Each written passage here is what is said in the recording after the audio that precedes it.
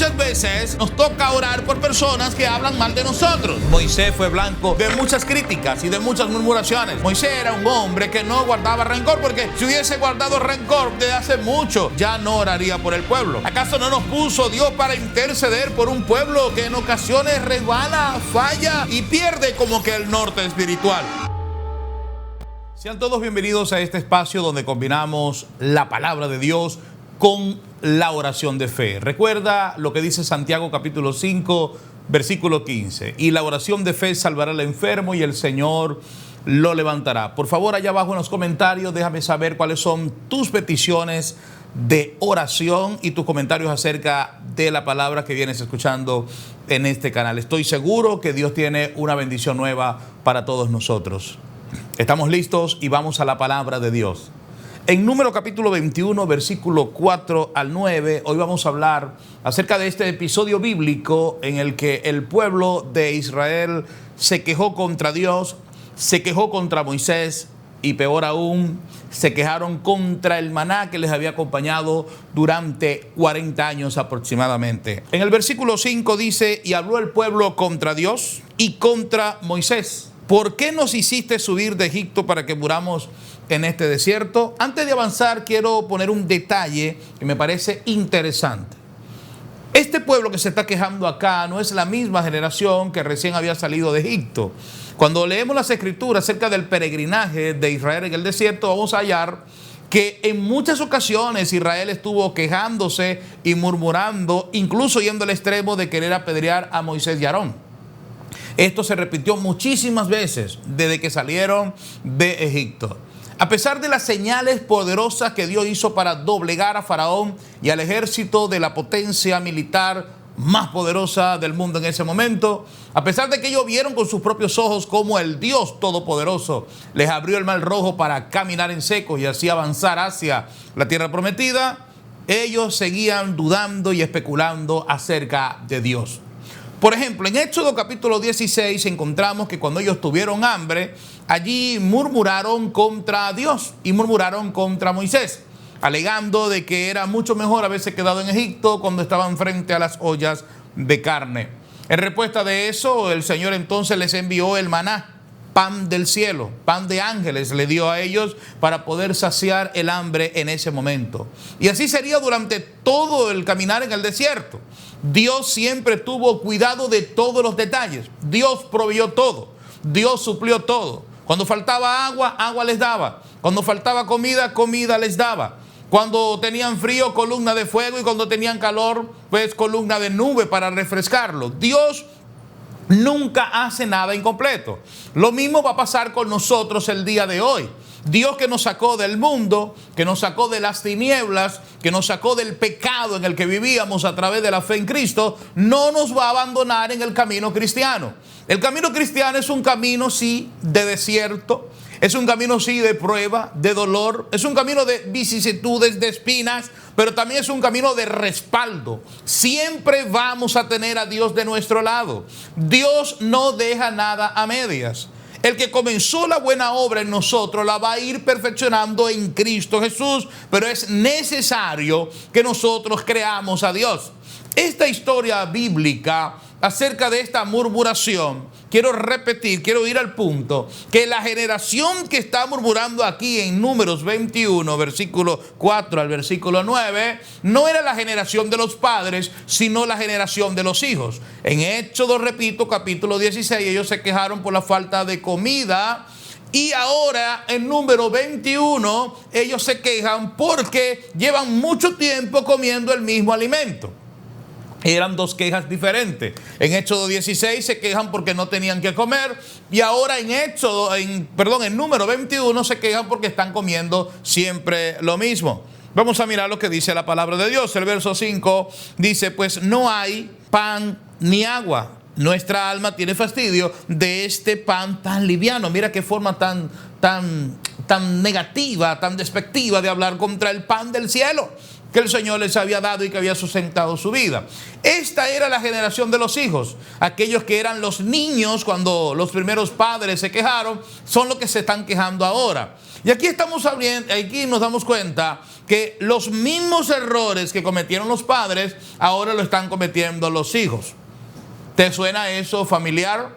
¿Te está pasando también eso a ti? Si nos damos cuenta, nuestra sociedad moderna está arrastrando los mismos errores y los mismos fallos de las sociedades pasadas. Lamentablemente, a pesar de que hemos avanzado en tecnología, en ciencia, hemos avanzado en redes sociales, en internet, ahora en la inteligencia artificial, hemos avanzado en la medicina moderna, pero el corazón del hombre sigue cometiendo los mismos errores en tema de pecado, en tema de espíritu y en temas de moral. Qué triste poder ver el día de hoy personas que están repitiendo los mismos patrones de traumas del ayer, de sus padres. Nosotros estamos llamados de parte de Dios para superar todos aquellos traumas o aquellos errores que heredamos de nuestros padres. Dios está interesado en romper lo que se llama en psicología los traumas transgeneracionales. Dios quiere romper con esa herencia maligna. Dios quiere romper con esa transmisión de maldad, con esa transmisión de pecado. Lo que trato de decir es que esta generación terminó repitiendo los mismos errores de sus padres. Y es posible que tú, sin darte cuenta, estás repitiendo los mismos errores de tus padres. Y Dios quiere intervenir. Fue necesario que Dios interviniese porque la murmuración no es agradable delante de Dios. Dios no puede llevar a la promesa, Dios no puede bendecir a un pueblo que se queja, a un pueblo que murmura, a un pueblo que duda de Dios, a un pueblo que le falta el respeto a sus líderes espirituales puestos por Dios, a un pueblo que duda de Dios, que habla mal acerca de Dios. Porque cuando ellos dicen, nuestra alma tiene fastidio de este pan tan liviano, pues sencillamente están atacando el pan que Dios les había preparado a ellos, el alimento que Dios había preparado para sus vidas. Ellos están hablando mal de Dios. Cuando hablan mal de Moisés, cuando hablan mal del maná, están hablando mal acerca de Dios mismo, y esto es algo que Dios no pasó por alto. En el momento que sucede esta murmuración del capítulo 21 de Números, ellos estaban a las puertas de Canaán, ya estaban bien cerca. Repito, ya habían pasado aproximadamente 38 años. Ya estaban bien cerca de cruzar el Jordán. Estaban allí en Moab, muy cerca de Moab, en las fronteras, para luego comenzar la conquista. Pero ¿cómo Dios puede bendecir a un pueblo que tiene estas cosas? Todavía habían rastros, todavía habían algunas cosas que quedaban de aquellos pecados que habían cometido los padres. Entonces, ¿qué hizo Dios? Dios siempre tiene un plan para purificarnos, ¿ah?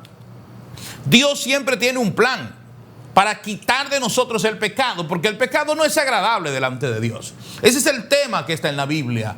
Dios quiere un pueblo santo. Dios quiere jóvenes santos, matrimonios santos. Dios quiere tratar con nosotros, vivir en medio de nosotros, pero Él no se siente cómodo con el pecado. Y Dios no es muñeco, Dios no es juguete. Dios no es un ídolo de yeso o de madera que está allí inerte, sin vida, que tú puedes hacer lo que tú quieres y Él no va a reaccionar. Dios va a reaccionar. Y aquí vemos la reacción de Dios, versículo 6. Dice, y Jehová envió entre el pueblo serpientes ardientes. ¿Qué significa esto de serpientes ardientes? Es decir, serpientes venenosas que mordían al pueblo y murió mucho pueblo. Estas son las consecuencias de la murmuración. Estas son las consecuencias de la queja. ¿Qué hizo Dios? Le envió serpientes. Y aquí hay algo interesante. ¿Usted se ha dado cuenta que los animales no le generan problemas a Dios?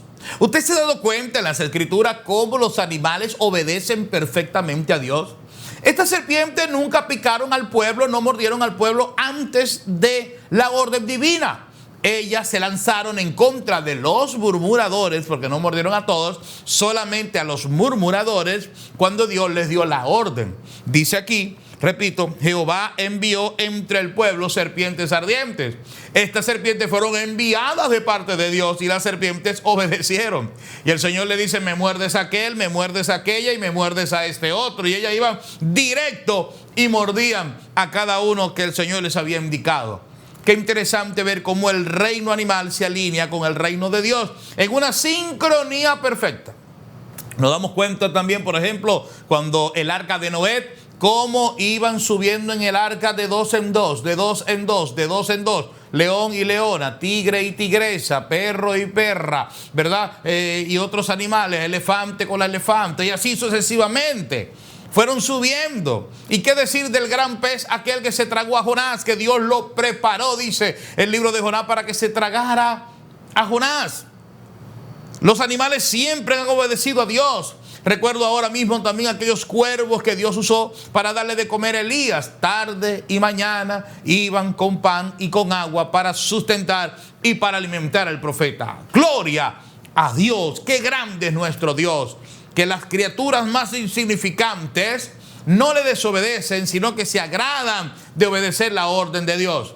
Pero ¿sabe quiénes son los que le damos problemas a Dios? Nosotros. Nosotros sí somos los que hemos sido testarudos y hemos sido difíciles para obedecer muchas veces a nuestro Dios. ¿Te está enviando Dios? ¿Por qué no vas? ¿Te está mandando Dios? ¿Por qué no vas? Obedece a Dios como lo hicieron estas serpientes. Ve, obedece. Ellas fueron enviadas. Y fueron. Si Dios te está enviando, anda. Que Dios respalda. Dios está esperando nuestra obediencia. Dios está esperando nuestra fidelidad. Dios está esperando que nosotros nos pongamos en sus manos para que podamos cumplir el propósito para el cual hemos sido llamados. Comenzaron a morir muchos. Esta fue la respuesta de Dios. El versículo 7 luego nos dice: entonces el pueblo vino a Moisés y dijo: hemos pecado. Qué linda expresión. Por haber hablado contra Jehová y contra ti. Ruega a Jehová que quite de nosotros estas serpientes. Y dice la Biblia que Moisés oró por el pueblo. Qué cosa tan interesante. Cuántas cosas interesantes en este versículo 7. Se dieron cuenta que su pecado había provocado la llegada de esta serpiente. Si algo está esperando Dios es que reconozcas tu pecado, que reconozcas tu error.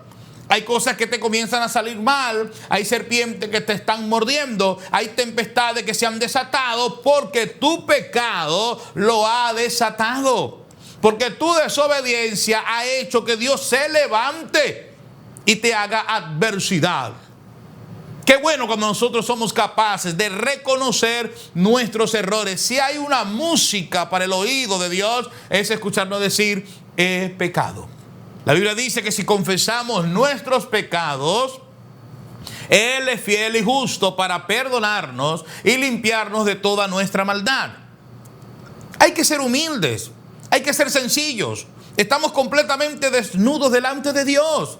Cuando nos arrepentimos, el reino de los cielos se abre para nosotros. Los cielos estarán abiertos para nosotros. Y Dios será tan grande en perdonar que Él pasará por alto nuestra ofensa. ¿Y qué decir también de Moisés? Que el Señor, que el pueblo le dijo: ora por nosotros. Y Moisés no le guardó rencor a este pueblo. Moisés fue un hombre manso. Moisés tenía un corazón de pastor. Un hombre que no guardaba rencor, porque si hubiese guardado rencor desde hace mucho, ya no oraría por el pueblo. Moisés fue blanco de muchas críticas y de muchas murmuraciones.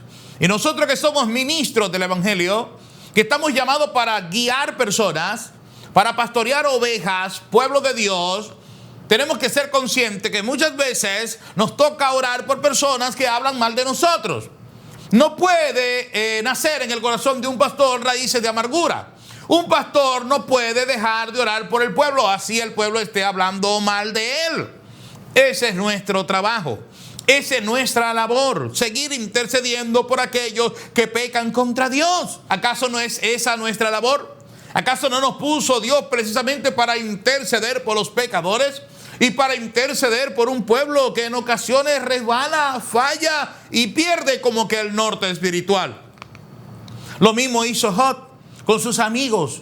Oró por sus amigos, aquellos amigos que no entendieron la prueba de Job. Aquellos amigos que hablaron de una cosa y de otra porque no estaban sufriendo la prueba de Job. Aquellos amigos que daban grandes enseñanzas y decían una cosa y otra porque no estaban en la piel de Job. Pero cuando llegó el momento que Job tuvo que orar por ellos, porque fue el mandato divino, Job nos demostró que él había aprendido la lección y estuvo dispuesto a orar por sus amigos. ¿Tú eres capaz de hacerlo? ¿Has tenido el suficiente coraje y valor para orar por aquellos que han hablado mal de ti? ¿O estás guardando raíz de amargura en tu corazón? Es aquí donde el evangelio es para los valientes. Es aquí donde tenemos que sacar coraje. Es aquí donde tenemos que sacar valor. Es aquí donde tenemos que recibir espíritu de poder, de amor y de dominio propio, porque Dios no nos ha dado espíritu de cobardía. Si recibes el espíritu de cobardía, entonces vas a decir: yo no voy a orar por esos ingratos. Yo no voy a orar por esos malagradecidos. Yo no voy a orar por ese hermano que tanto lo he visitado y tanto lo he ayudado. No voy a orar por él. Que se lo lleve el diablo. No, amado, no es así. Lo que Dios nos manda a nosotros es a perdonar, a pasar por alto la ofensa, porque de la misma manera Cristo hizo con nosotros. Recuerda cuántas veces tú has ofendido a Dios y le has ido a pedir perdón. Hermanos, si alguien viene en esta actitud de humildad y de sencillez, tenemos que perdonarlo. Tenemos que reconciliar al hermano. Tenemos que orar por él para que sea restablecido y vuelva otra vez a andar en la senda correcta y en la senda maravillosa de Dios. Benditas sean las serpientes ardientes que nos muerden para que reconsideremos nuestro error. Hay personas que pueden reconocer su pecado escuchando la palabra de Dios, pero hay otros que necesitan ser mordidos de serpientes. Hay otros que necesitan vivir una calamidad. Hay otros que tienen que pasar por una tempestad. Hay otros que tienen que ser perseguidos. Hay otros que tienen que ser fusilados, por decirlo de alguna manera. Gloria a Dios. Necesitan el dolor, porque el dolor a veces es un buen maestro. ¿Cuántos quizás de los que están escuchando en este momento este mensaje se hayan mordido, se hayan dolidos, se hallan en una situación terrible? Les ha venido desgracia, les ha venido cosas malas desde el momento que se apartaron de Dios. Pues esas son las serpientes que Dios te ha enviado. Hay personas que se criaron en la iglesia cristiana, que cantaban, que predicaban, que comulgaban con los hermanos, y lamentablemente hoy están detrás de las rejas porque se descarriaron y tomaron caminos que no eran buenos. Y ahora que estás allí, detrás de las rejas, consideras muchas veces cómo hubiese sido diferente tu vida si te hubiese mantenido fiel al Señor. El que estés preso no se puede corregir, pero sí puedes corregir tu presente y tu futuro reconciliándote con Cristo el Señor. Mira que Dios sabe cómo convertir el alma del pecador. Si hay alguien que sabe cuál es el método, cuál es la estrategia, cuál es la forma para poder llevarnos al arrepentimiento, es nuestro Señor Jesucristo. Dios es experto en saber cómo llevarnos a esta condición de humildad y de reconocimiento. Poder reconocer nuestro pecado no es una virtud nuestra. La fe no es de nosotros, la fe es don de Dios. Así que ellos llegaron con esta humildad y dijeron, aleluya, verso 7, ruega a Moisés, le dice a Moisés: por favor, ruega a Jehová que quite de nosotros la serpiente. Pero Dios no quitó las serpientes. En lugar de quitar las serpientes inmediatamente, el Señor hizo algo distinto. Ya el Señor tenía un plan maravilloso y que conecta con Cristo. Este evento sucedió unos 3,000 años, 3,200 años antes de nuestro tiempo y miles de años antes de Cristo. Pero tiene una conexión con Cristo maravilloso, y algo que me encanta de este pasaje y de todos los pasajes es cuando conectan con Cristo. Cuando yo consigo palabras que conectan con Cristo en el Antiguo Testamento, me encanta. Me encanta poder descubrir estos simbolismos, estos antitipos de Cristo y cómo esto puede también bendecir nuestras vidas el día de hoy. ¿Qué hizo Dios? ¿Quitó las serpientes? No las quitó. Mira lo que hizo Dios, versículo 8. Jehová dijo a Moisés: hazte una serpiente ardiente y ponla sobre un asta, y cualquiera que fuere mordido mirare a ella y vivirá. ¡Wow! Mira lo que hace la ciencia de Dios. Mira lo que hace la creatividad de Dios. Mira lo que Dios se dispone a hacer. No quita la serpiente, pero da un método de salvación. Le dice a Moisés: hazte una serpiente. Y dice el versículo 9 que la hizo de bronce y la puso en un asta, en un palo, y la levantó. Y resulta que cuando alguno estaba mordido, de los que estaban mordidos de serpiente, lo que tenían que hacer era mirar a la serpiente de bronce, erigida por Moisés, mandada por Dios, y sucedía el milagro que eran sanados. El veneno era destruido. Había un milagro que sucedía en la sangre. Un milagro extraordinario. Lo único que tenía que hacer el mordido de serpiente era mirar atentamente a la serpiente, mirarla con fe, mirarla con esperanza, mirarla con necesidad. Te podrás imaginar ese cuadro en ese momento, gente mordida por serpiente, y de pronto mira a la serpiente de bronce y quedan sanos.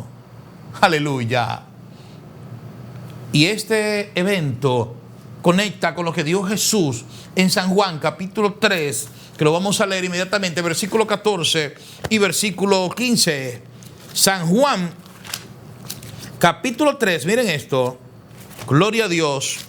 Dice: y como Moisés levantó la serpiente en el desierto, así es necesario que el Hijo del Hombre sea levantado, para que todo aquel que en él cree no se pierda, mantenga vida eterna. Es decir, esta serpiente que se levantó en el desierto estaba conectado con el momento cuando Cristo fue levantado en la cruz y fue crucificado delante de todos los que le vieron, para que todo aquel que cree en ese Cristo levantado, crucificado, también tenga vida eterna. Amigo, si tú has sido mordido por serpiente, amigo, si tú te encuentras encadenado, ensombrecido, perturbado por demonios, por espíritus malos, amigo, si tienes una fuerte adicción a las drogas, al alcohol, al tabaco, al cigarrillo, a los juegos de azar, amigo, si te encuentras sin propósito en la vida, vacío, perdido, vano, amigo, si tú has sido víctima de la brujería, de la envidia,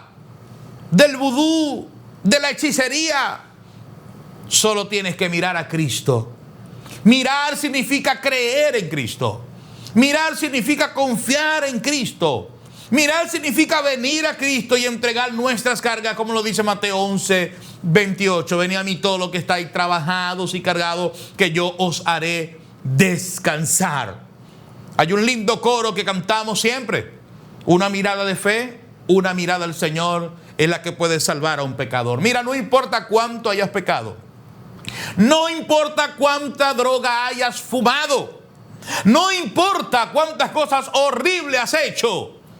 Si miras a Cristo como miraron aquellos, con necesidad, con humildad, con sencillez. Si miras al Señor buscando el perdón, buscando la reconciliación, buscando la luz, la Biblia dice que tendrás vida eterna y que no te vas a perder.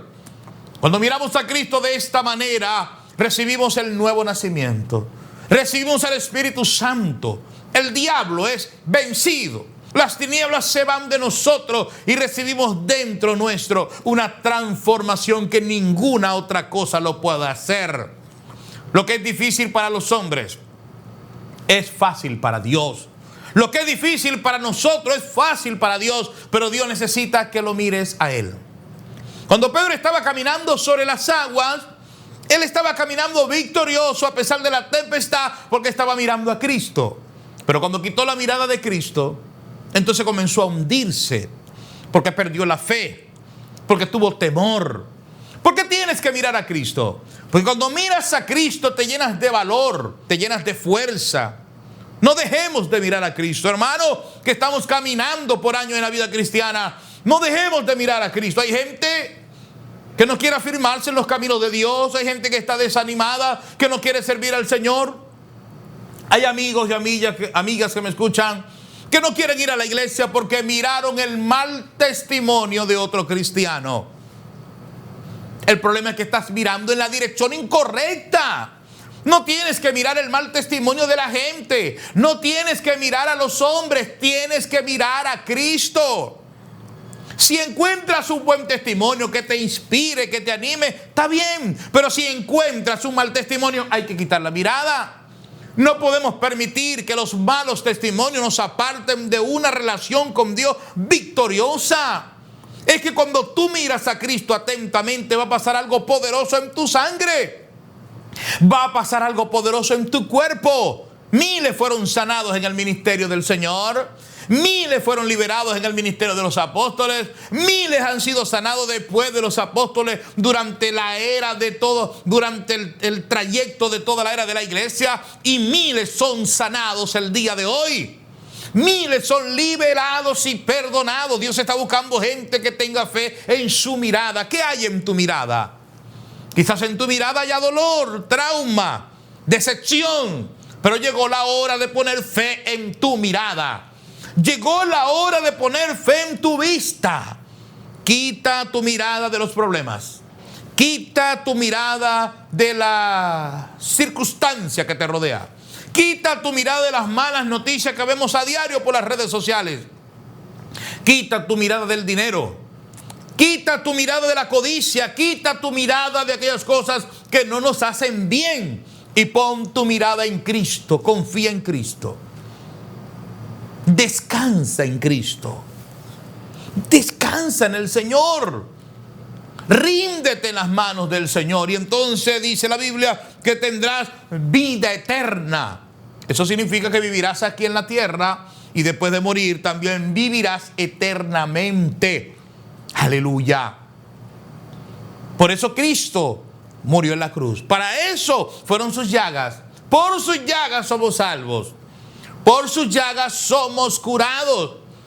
Este pueblo, esta generación de los hijos que había cometido los mismos errores de sus padres, ahora estaba mirando con fe aquella serpiente de bronce que representaba más adelante a Cristo en la cruz. Los métodos de Dios pueden ser extraños. Los métodos de Dios pueden ser a veces tontos o considerarse como tontos, pero funcionan. Los métodos de Dios son inerrantes. Los métodos de Dios son infalibles, impecables, efectivos. No hay nada más poderoso que mirar a Cristo.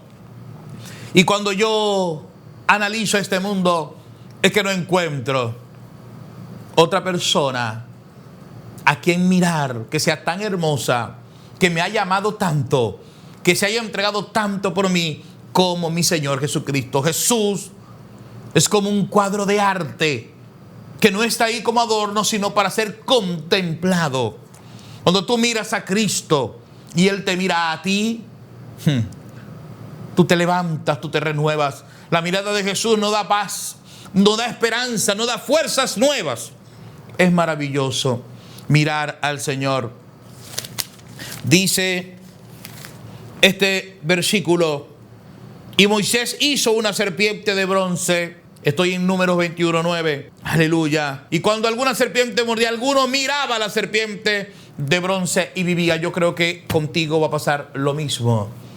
Quédate mirando a Cristo. Quédate mirando su palabra verdadera. Y tú también vas a recibir vida y vida en abundancia. Aleluya. Vamos a orar ahora por todos ustedes y por todas sus peticiones. Padre que estás en los cielos, en el nombre de Jesús te ruego que bendigas a todos aquellos que hasta ahora han estado aquí en este programa. Te ruego, Padre mío, en el nombre de Jesús de Nazaret, que derrame sobre ellos bendición en abundancia. Dios mío, pasa tu mano sanando a los enfermos. Dale fe en su mirada, que puedan mirar, Señor, hacia ti. Que se puedan poner en tus manos y que puedan recibir el don de Dios y el regalo de Dios. Padre, te ruego en esta hora que los cuerpos enfermos sean sanados. Extiende tu mano.